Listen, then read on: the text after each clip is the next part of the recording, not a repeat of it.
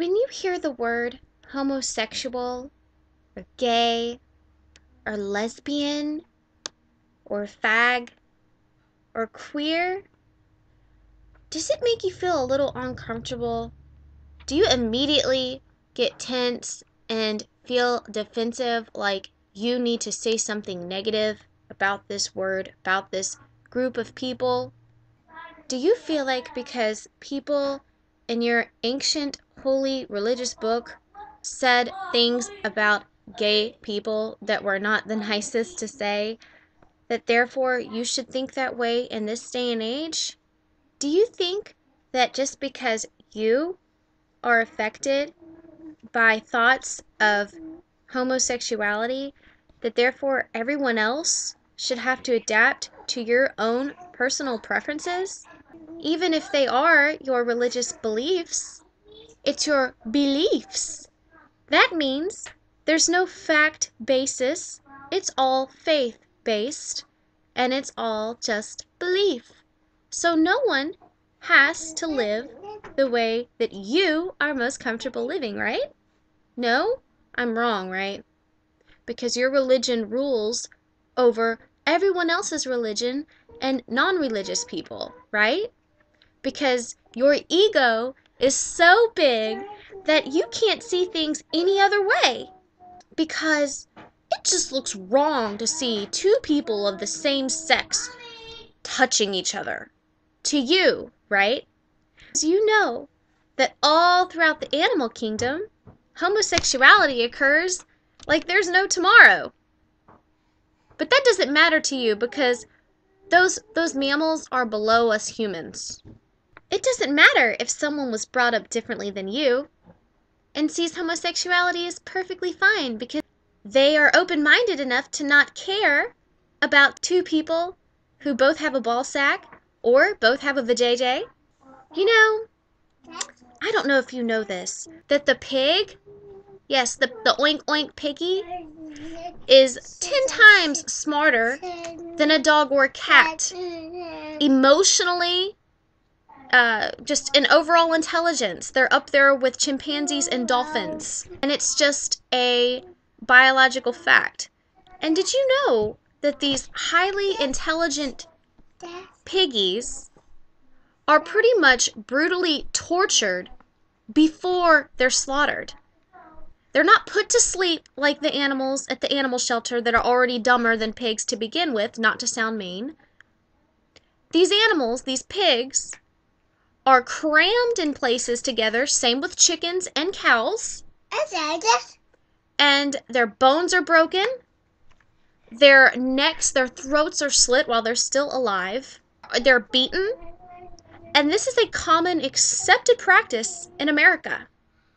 This is what happens with pigs and cows and chickens before you eat them. And I'm saying Southerners because they are known the most for eating the high cholesterol-filled animal, which is also very dirty and pretty much forbidden to be eaten in the Bible, such as the pig.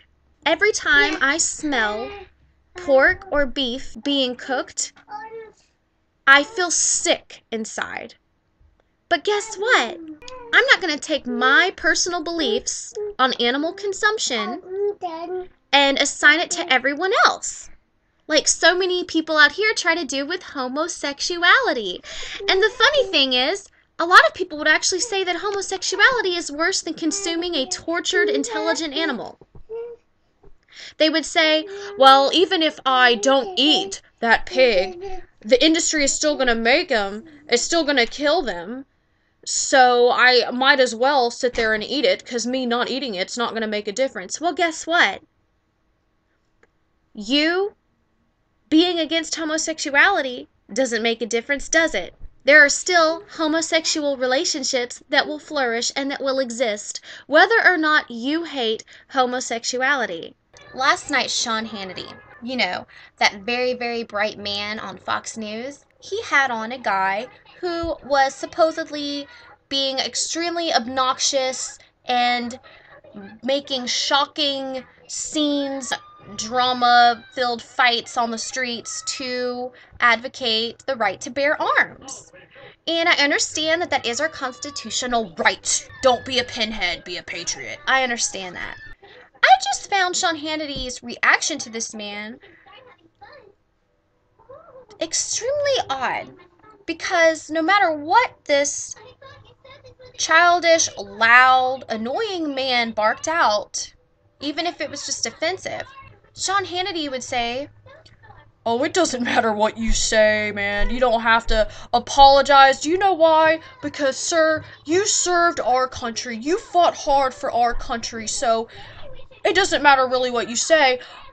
I'm going to respect you because you served for our country." Really, Sean Hannity? How accepting and loving and open-minded your heart is, I see. Now, why is it that you don't have that same belief for people who fought for our country very, very hard, for people who put on their army boots and their army gear and jumped into crazy jungles and loaded up their guns and risked their lives for us? Why is it you don't have the same respect for these people who are gay? He has, on more than one occasion, implied that he does not have any respect for a soldier, despite all that he's done for us, if he's a gay soldier. And I just think it's such typical Sean Hannity. Gotta love him. Don't you just love fair, balanced people? I mean, it's not like Sean knows that he's influencing a large number of people, his audience. So I'm not going to hold anything against him. Sean, you and I, we're cool. We're cool. So I just wanted to make this point. I'm really tired of everyone expecting us, whether it's anti-abortion or anti-gay marriage. I'm really sick of it because it's unconstitutional. You can't say that you're against government interference when you want to interfere with so many things dealing with our government just because of your religion. If that's the case, then you have to be perfectly fine with every religion making their rules your rules. And that goes for Muslims, Jews, Hindus, whoever you might be. You have to be perfectly fine with every other religion making you, forcing you to do what they would do. Because after all, the reason that you can even try to force your religious beliefs on others is because our country is free and allows freedom for religion, freedom of religion, freedom to not have religion. Have citizens in this country not realized that there's no actual war on Christianity? That's almost laughable. What it really is Christianity is trying to smear its supposedly personal ideas, beliefs, concepts, whatever you want to call them, onto everyone else in this country. So guess what? Anyone who's not Christian is going to react. And they're going to oppose these beliefs. And they're going to have to do it strongly because guess what? Christianity happens to be the majority in this country. The majority of people in this country believe in talking snakes. They believe in the archaic book, the Bible, which that's your own belief. I'm not going to go there right now. But there's no war on Christianity. It's called people are having reactions to your crazy desires to force everyone to do what you think is right. If you actually sat back and allowed your religion to only guide your religious followers, then there would be no, quote, war on anything. So many people are so misled, and this is even including our own presidential candidates. I guess it's because these GOP candidates know that most of their followers are religious, are Christian. So they know that these Christians are going to believe anything that they say about Christianity, even if it's just completely false. One of the biggest lies being that our country was founded on religion, particularly Christianity.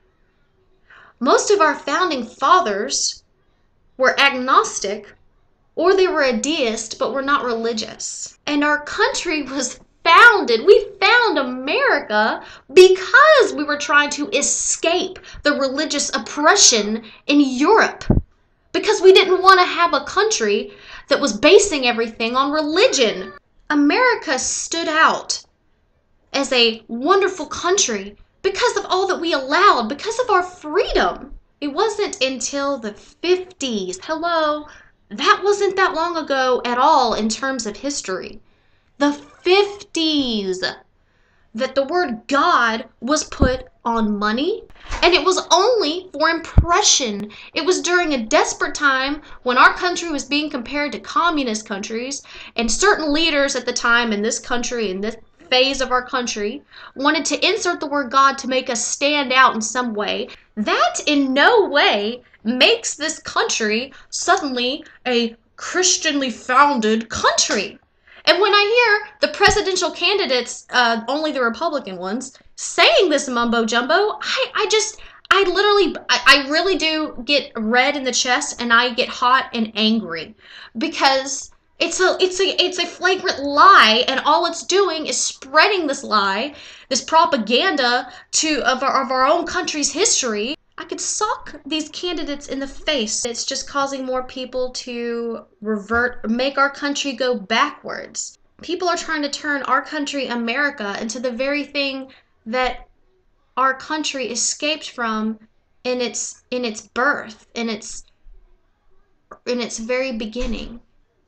And it's extremely sad to me. And when certain Republicans quote our founding fathers, I know that certain founding fathers would want to grab these candidates by their balls and say, don't you ever mention my name unless you're going to use it in the right context and not how you wish to use it.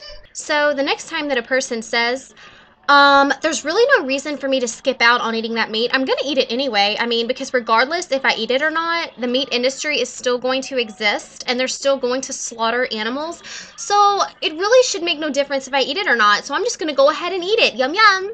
Then I'm going to tell that person, if they happen to be against same-sex marriage, if same-sex marriage were made illegal, it wouldn't make a difference.